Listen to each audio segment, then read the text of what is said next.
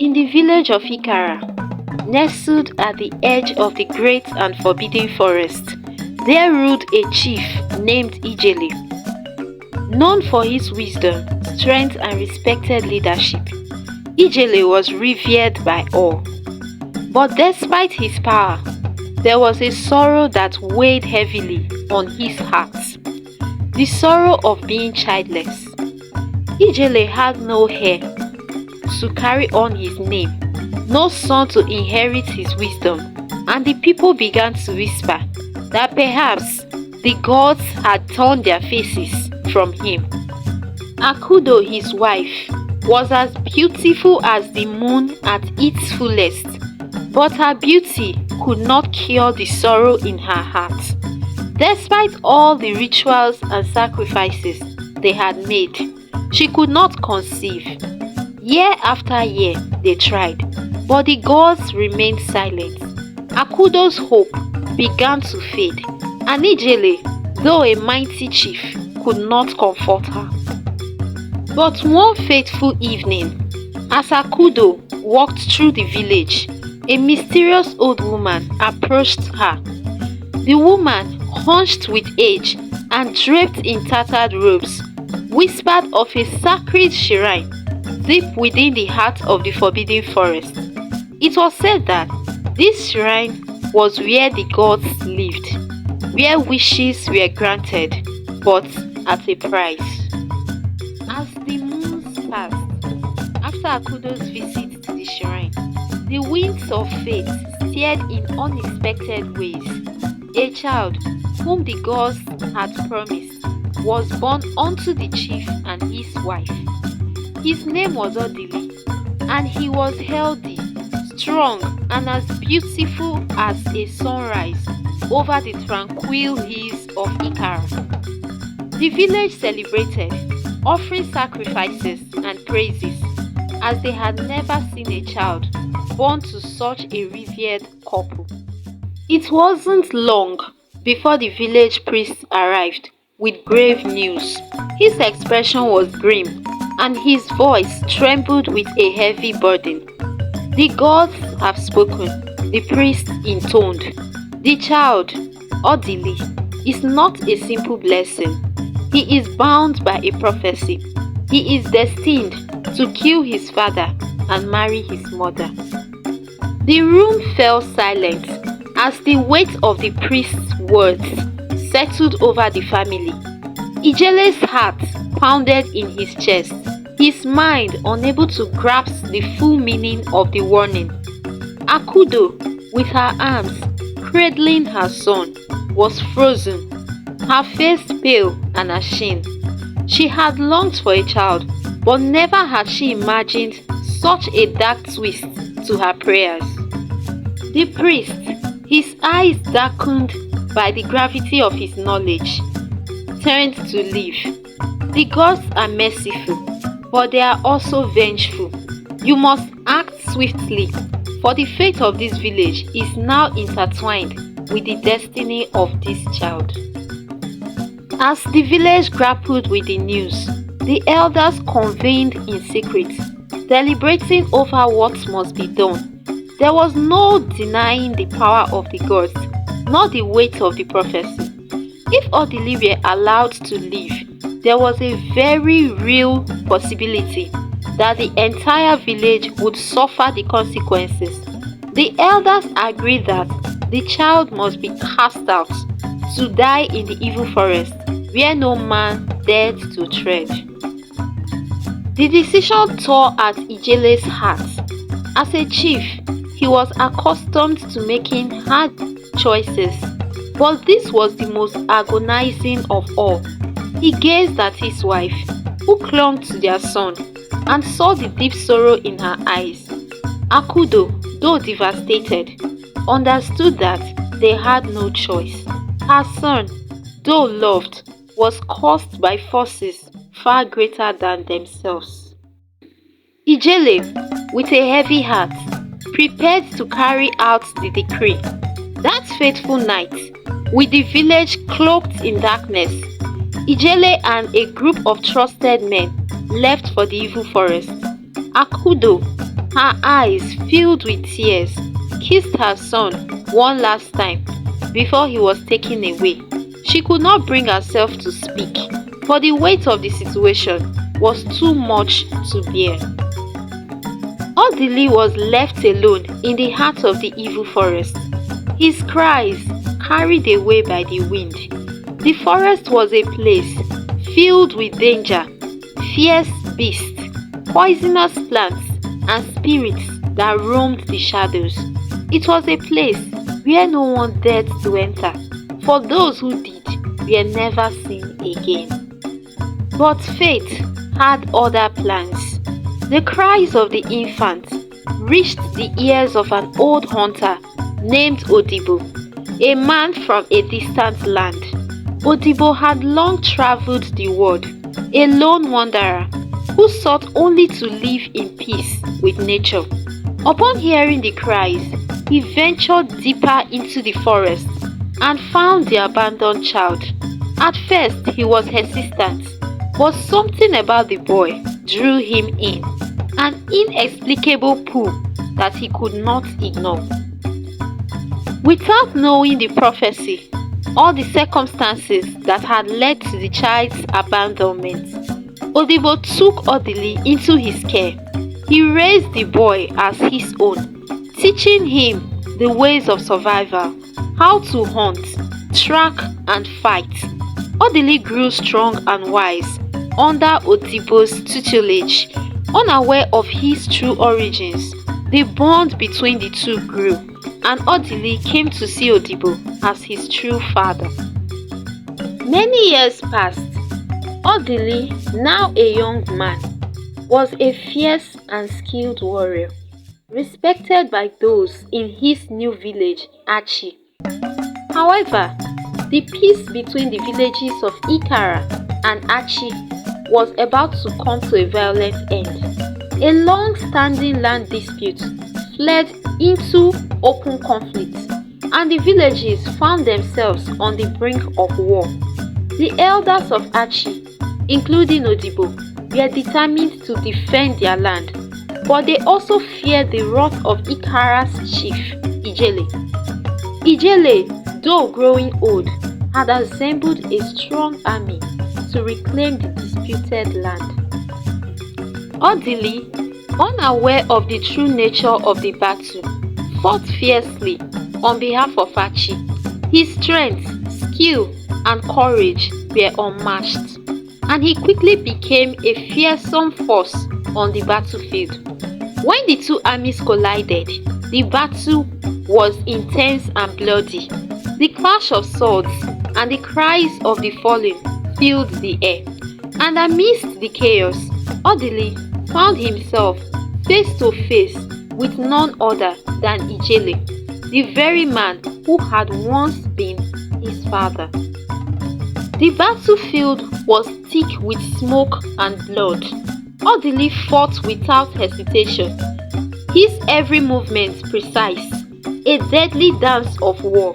As fate would have it, he found himself in a duel with a man whose face he did not recognize, but whose presence instilled a deep, inexplicable sense of familiarity. The older man, powerful and skilled in combat, was none other than Odili, the chief of Aiart. The two warriors clashed with such force that the earth trembled beneath their feet. Odili, though aged, was a master of the blade, his experience and wisdom evident in every move. But Odili, younger, stronger, and faster, fought with an intensity that seemed to come from a deeper place, perhaps the very curse that had been placed upon him. In the heat of battle, Odili's sword struck true, and Odili fell to the ground, his blood staining the soil. The warriors of Aiart cried out in horror as their chief lay dead at the hands of the young man they did not know. For Odili, there was no triumph, only a strange emptiness, a feeling that something monumental had just occurred, but he did not understand its true meaning. The battle was over, and the warriors of Achi emerged victorious. The people of Ikara were taken as prisoners, their lands seized, and their once proud village left in ruins. Among the prisoners was Akudo, the widow of Ijele. Though she had grown older, her beauty remained striking, an ageless beauty that seemed to captivate Odili. He had seen her from a distance as the captives were led through the streets of Achi, but something about her struck him deeply. Her eyes, though filled with sorrow, seemed familiar, but it was not until he came closer that a shock ran through him. He could not tear his gaze away. A sense of recognition surged within him, though he could not place it. The villagers of Ikara whispered behind their hands, exchanging furtive glances as Odili, now the victor, took Akudo aside. They did not know the truth, but they felt an eerie tension between them. In the days that followed, Odili found himself drawn to Akudo more and more. There was something about her that he could not resist. She too felt a strange, inexplicable pull toward the young warrior. She had never seen him before the battle, but there was something so familiar about him that it disturbed her. As they spent more time together, the bond between them deepened, and love, perhaps forbidden, perhaps cursed, began to bloom. The villagers, watching in silence, could not understand the nature of the connection between the two, but they dared not to speak of it. And then, one fateful night, Odili and Akudo were married. The people of Ikara were horrified, but no one dared to protest. No one, that is, except for the gods themselves. After their marriage, the village of Ikara began to experience strange and terrible misfortunes. Crops that had once flourished with abundance withered and died. Livestock fell sick and perished. Children became afflicted with a mysterious illness, their skin covered with boils that eventually led to their deaths. The village was in turmoil, and the once thriving community now faced ruin. In desperation, the villagers turned to the gods. They made offerings, seeking answers. The village priest, trembling with fear, finally received a vision. The gods, angered by the forbidden marriage between Odili and Akudo, revealed the truth. Odili had fulfilled the prophecy. He had killed his father and married his biological mother. The revelation struck the village like a thunderclap. The prophecy had come to pass, and the curse of the gods was now upon them. The crops, the animals, and the children had all paid the price for the violation of the sacred laws. The village of Ikara was no longer the peaceful place it once was. The crops that grew in abundance were now dry and lifeless. The animals that used to roam freely and healthy were dying. The children who once played and laughed were sick. Their bodies were covered with painful boils that never healed. Some children had already died, and the others were getting weaker every day. The villagers knew something terrible was happening, and they feared the gods were punishing them. Akudo, the woman who had longed for a child, could no longer carry the weight of the pain. She had wanted Odili, but now her wish had brought nothing but destruction. Her heart was broken.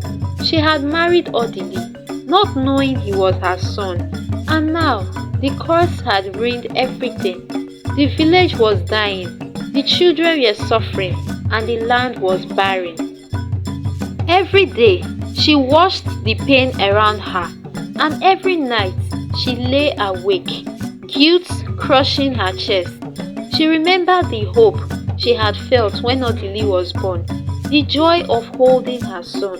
But now, that joy had turned into nothing but sorrow. The shame of what she had done, the unknowingly marrying her son, was too much for Akudo to bear. She could not stand to see the villagers suffer any longer, and she could not live with the guilt anymore. One evening, in the silence of her home, Akudo made a terrible decision. She took a small vial of poison, something she had hidden away for a moment, just like this one. Without saying a word to anyone, she drank it. The poison burned as it went down, and within moments, her body went cold. She fell to the floor and never woke up again. When Odili woke the next morning, something felt terribly wrong. He walked into the house and saw his mother, Akudo, lying on the floor. At first, he thought she was sleeping, but then he saw that she was still and lifeless. Panic filled his heart. He rushed to her side, shaking her, calling her name, but it was no use. She was gone. Tears filled Odili's eyes as he realized what had happened. His heart shattered into pieces. How could this have happened? How could he have caused this? His mother, the woman he loved, was gone, taken by her own hand because of the curse that followed him. The villagers came to his house when they heard the news. They cried, but there was no comfort to be found. The curse had claimed Akudo, and now the village was falling apart. The crops were dying, the children were sick, and there was no end in sight. The villagers gathered in the village square. Their faces were filled with fear, sadness, and confusion. They didn't know what to do. Everything they had worked for, everything they had built, was crumbling. The elders, who had once guided the village with wisdom, sat in silence. They knew the truth. The prophecy had been fulfilled. Odili had killed his father, and he had unknowingly married his mother. The gods were angry, and their wrath had destroyed everything. One of the elders, his voice weak and full of sorrow, spoke up. The gods have punished us. The curse cannot be undone. It was written long ago. Our village, our lives have been taken because of it. The villagers could not accept it. They begged for mercy, hoping that the gods would listen and stop the suffering. But deep down, they all knew it was too late. The gods had already made their decision. There was nothing more they could do.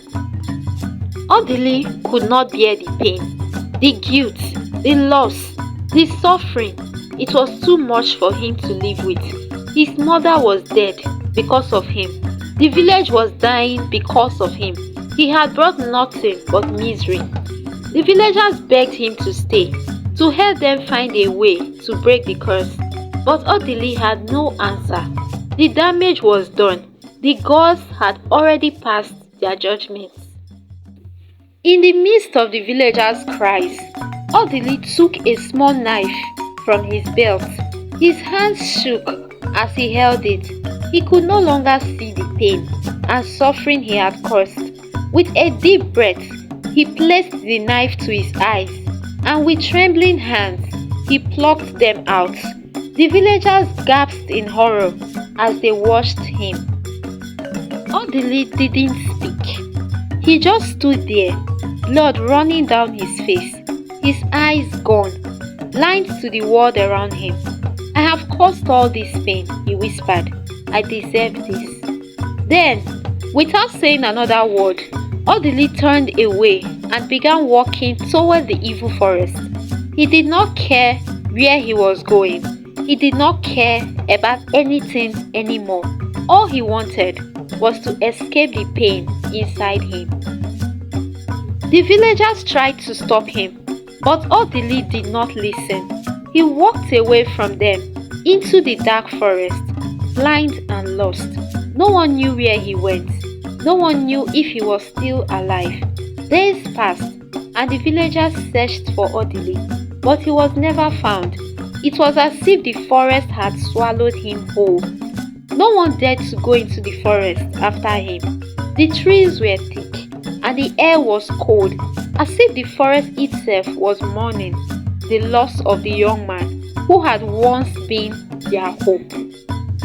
Soon, there was no one left in Ikara. The village that had once been full of life was now empty. The crops did not grow, the children continued to die, and the animals never returned. The curse had destroyed everything. The few villagers who remained left Ikara. They fled to other places, trying to escape the terrible fate that had befallen them. But no matter where they went, the memory of Ikara haunted them. They could never forget the curse that had taken their lives.